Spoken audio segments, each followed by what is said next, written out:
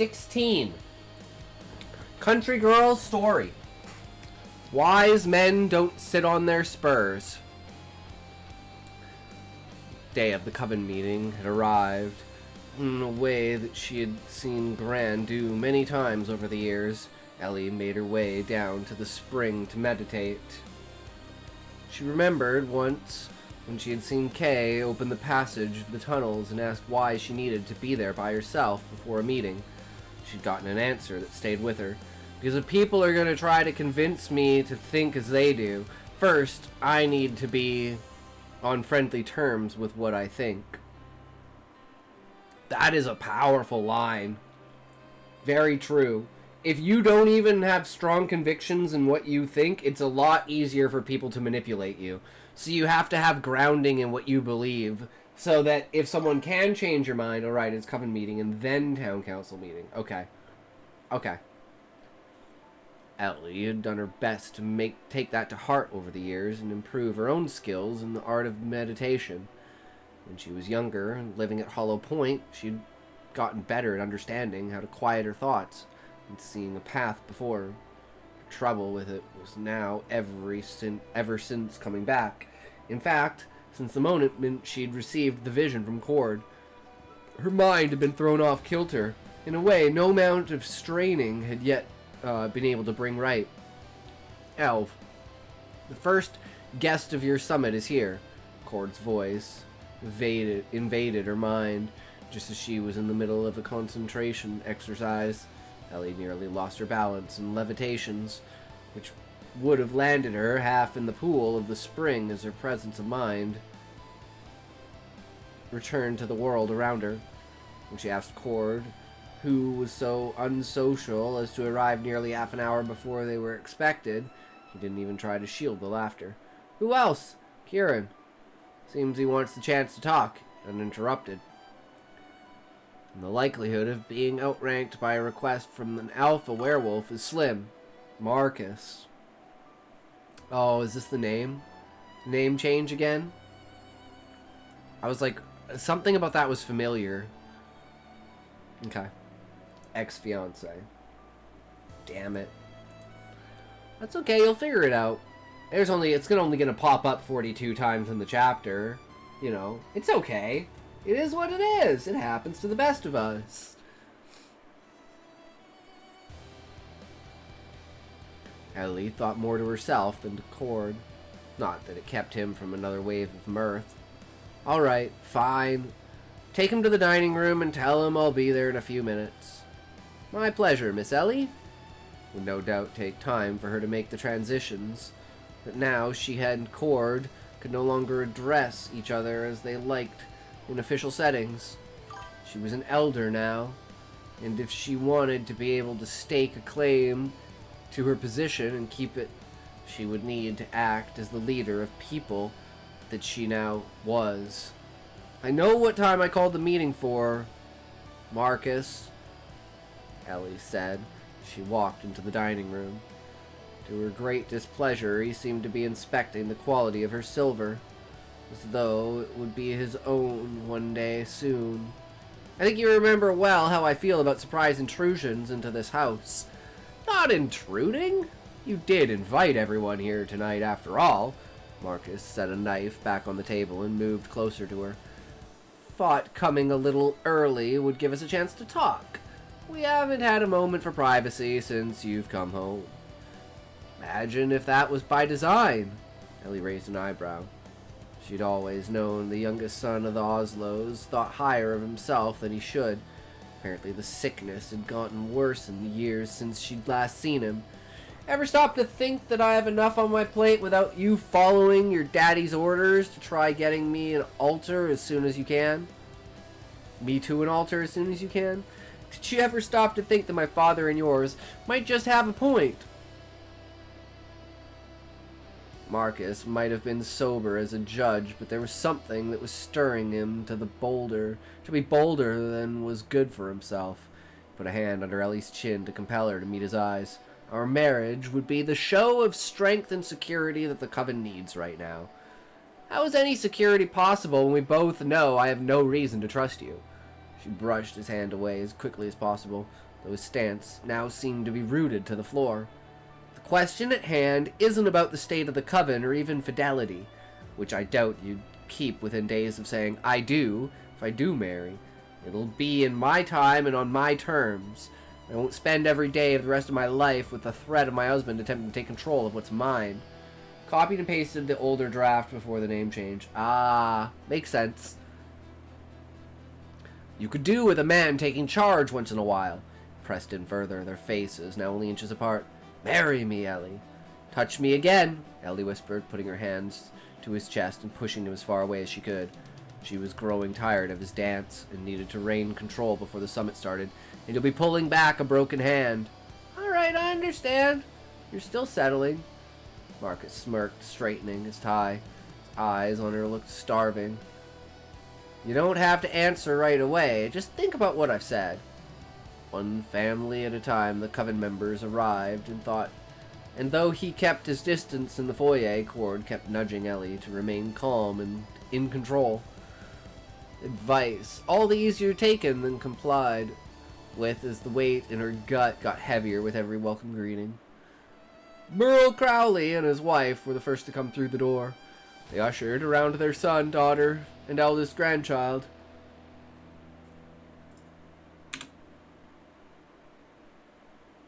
And a sweet-looking girl of about 16 with big doe eyes and long, straight black hair.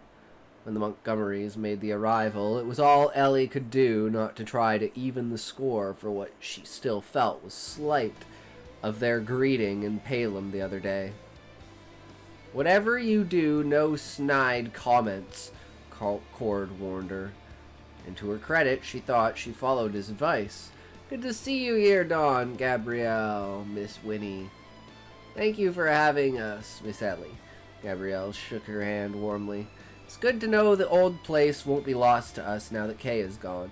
Of course not. She did her best to remember that the grudge she nursed since the schoolyard was only with Winifred.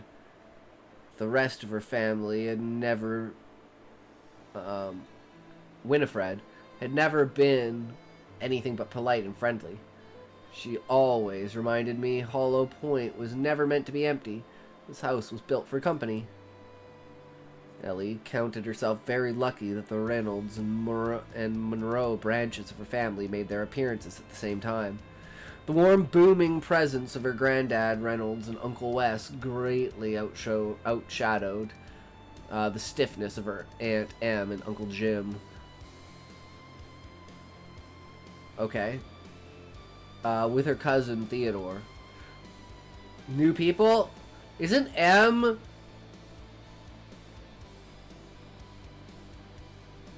Isn't Emmeline her mom's name? Or am I retarded? I'm sorry, country girl. I'm probably retarded. Oh, the Aunt Em was the one who... Wait. No, I'm confused. I'm like, wait, didn't her mom die? Yeah, her mom died. Her Aunt Em is the one who...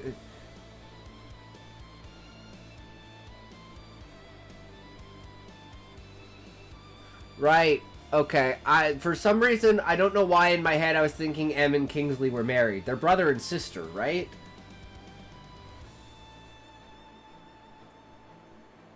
I knew that. Yeah, I don't know why I was thinking that.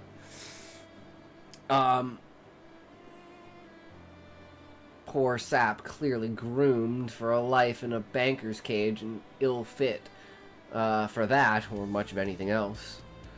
There's something that we haven't discussed yet. Charles Oslo raised his hand in request to leave this, that doesn't need to be capitalized, otherwise it sounds like that's his name. Unless his name is Charles Oslo raised his hand in request for leave to speak.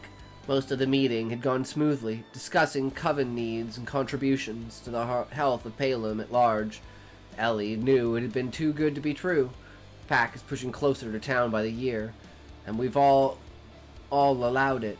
Makes everyone who's not a werewolf vulnerable. It makes it look like coven territory is ripe for the picking. I've looked over the survey and territory maps from the last few years, Ellie replied. She'd known this would be a heavy weight against her and had prepared an answer.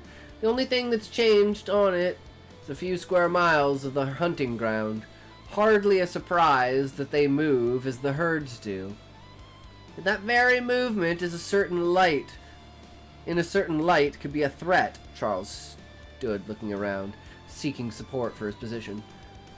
We would do well to act quickly and strike before the pack has a chance to do so themselves.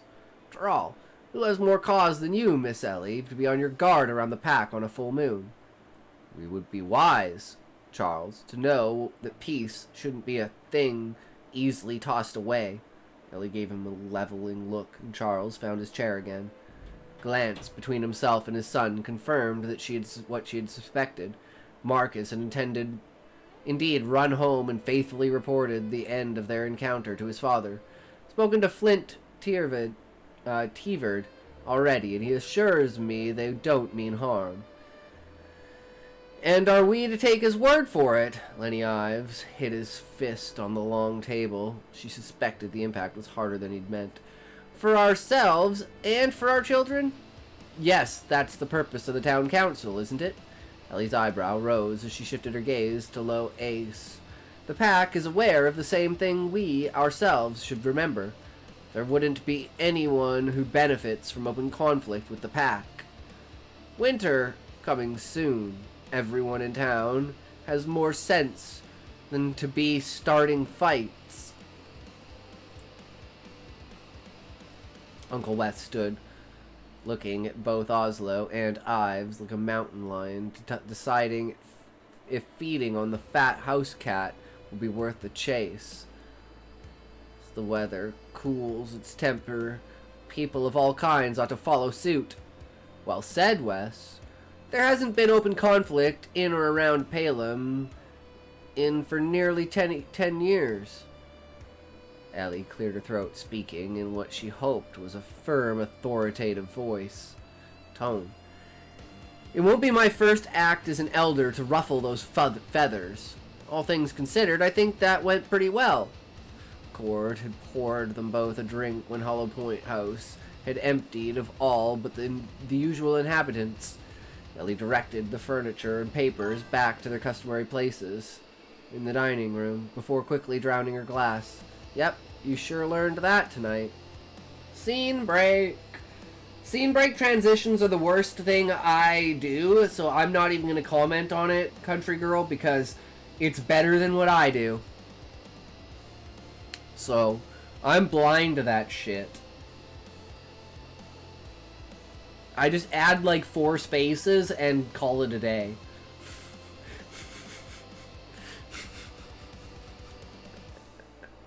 Fuck it.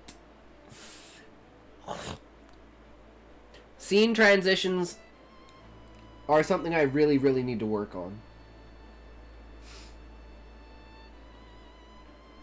Ellie directed the furniture and papers back to their customary places in the dining room before quickly downing her glass. Yup, you sure earned that tonight. How did I think that I could do this? Ellie groaned. She closed her eyes, setting into the sofa. And why didn't you voice all the things I heard you thinking? Dual reasons. One, you know full well that just because I'm technically a coven member, it doesn't mean my opinion is freely received, especially this early in you taking over.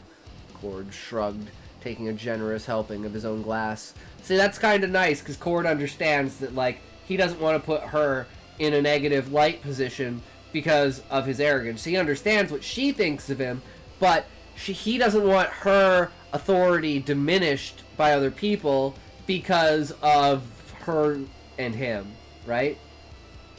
So he's, like, taking the step back to be distant about it, which makes sense, because that's his way of protecting her. 2, and more importantly, it's important for you to establish yourself as an elder. Yes, you are right to allow others to be heard, but the fact is, where they go from this point on is your call. The sooner they get used to that, the better. Right. Ellie couldn't help but agree with him as they took to the stairs. She'd always liked Hollow Point at night, when it was quiet and the only people awake wouldn't be for much longer.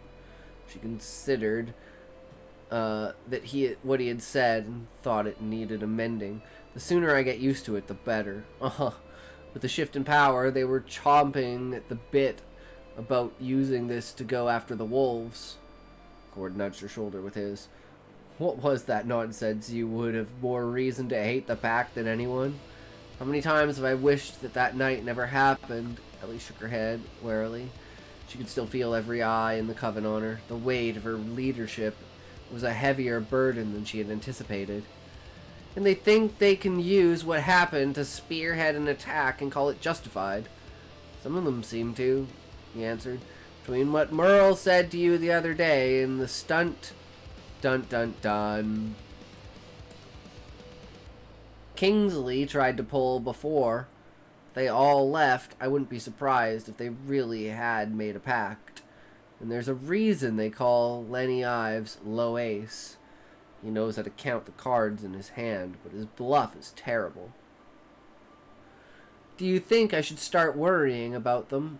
She felt like she was both too close to properly judge for herself and still too much of a stranger as the lasting effect of how long she had been in an exile of sorts from the territory and its concerns. If they persist, it could very readily lead to a bloody conflict that nobody wants. Not too made at that one. That was early in the name change. Not too mad at that one. Makes sense. Anyone could always stir up trouble, but I don't think so. At least not anytime soon, Cord said thoughtfully. The seasons are turning quick and time is running out. Only a real fool would move to go to war with werewolves in the winter. Much as they may not like it, I will give them credit for not being that stupid at least. She let out a heavy sigh at the door to let her door to her bedroom. I'll see you in the morning. Hold it, where do you think you're going? Cord caught her arm and held tight to it as to keep Ellie from jerking away. Elv, it's time. Not tonight, she groaned. After the coven meeting, she was too tired for this argument. I'm not ready. There's no E there. Because the meant is the conjugation. And if you keep avoiding it, you never will be. Damn him, Ellie thought. Now he was starting to sound like Gran. Coven, your family, and this house are all yours now. You have a right to take the master bedroom. All right, but first I need to get whatever you want to name. I already moved it.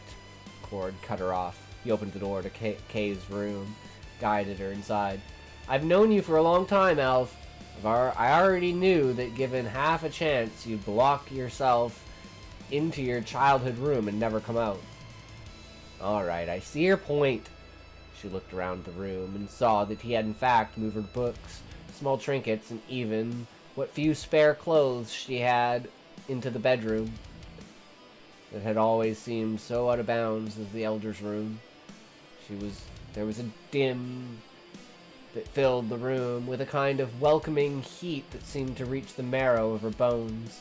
Still, it's strange, even knowing that this is what Gran wanted, especially in here. I don't know if it's ever gonna feel like it's mine. Dim light.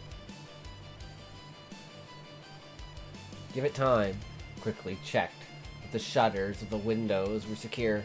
The rain that had been threatening the better part of 2 days was coming in full force. And by the sound of the thunder, the full-fledged storm was no more than 5 miles off. You held your own and made yourself heard as an elder tonight. That's not nothing. Yeah, I suppose you're right. Of course I am. Even if you don't trust your gut instinct yet, trust mine. Cord gave her a firm embrace before making his way to the door.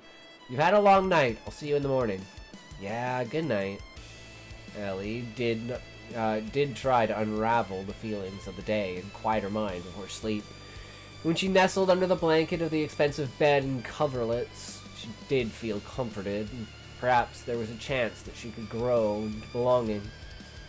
She found herself in the outlook again, this time even closer to the ledge than she was before, the chilled wind raising her unbound hair, but not touching the leaves of the nearby trees. The shivers going up her spine spelled out danger was looming. Ellie! She turned, a voice in the darkness that was quickly encroaching in on her was calling her name.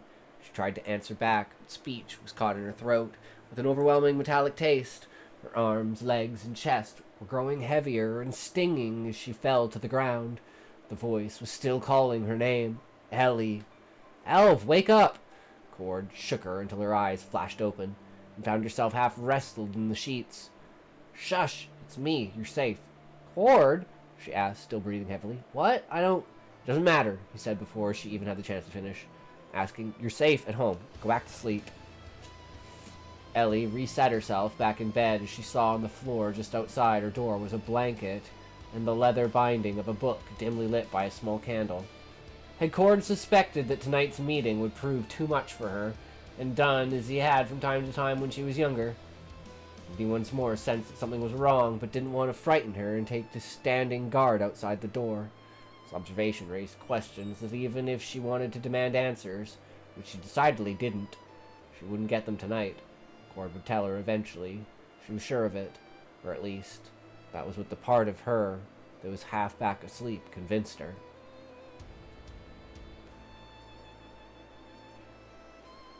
Better safe than sorry, at least, right?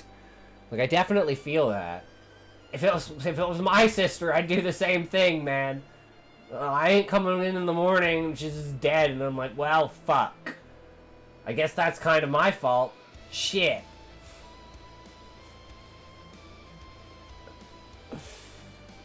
But no, that's a good chapter there, Country Girl. I like it. It's definitely like getting more with like Ellie and Cord. Tensei the Nightmare is getting worse. Yeah, and it makes you wonder if there's something underneath it, like a force, or if it's just her mentality breaking, right? And it's like, is there a malevolence in this that's not natural? And I think of that in the way that, like, think about how Cord is in her mind, right? So what if someone else is in her mind? I'm not exactly, like, sure on the mechanics of the magic of this world, but it seems possible. Especially with, like, the shadows and stuff like that, like what she could do with her horse, like, stuff like that, right? Shadow magic. But we haven't really seen much of it. So it'll be interesting to see where that goes. But yeah. The people trying to convince her to attack the wolves and stuff like that as well is like so classic. It's like, come on, you were attacked by them, bitch. Go fucking kill them. It's like just trying to manipulate her, and it's like, yeah, no, this shit ain't happening. Fuck you, bitch. We over it.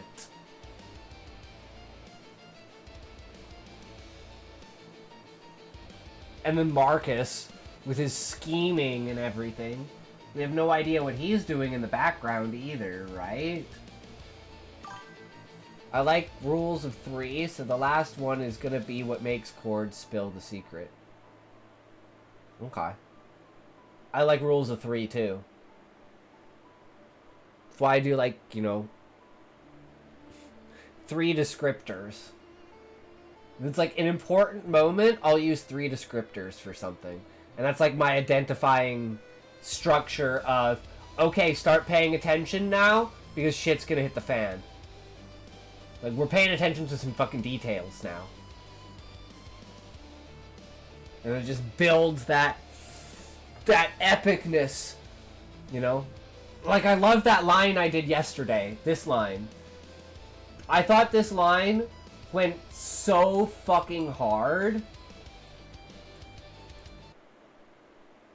Was it this one? At the very end? No, it was... Oh, it wasn't at the end. It was like right before that. Yeah, right here. This one. You can destroy my flesh, my steel, my hope, but you cannot crush my will. I love that shit. Like that I thought that went so hard.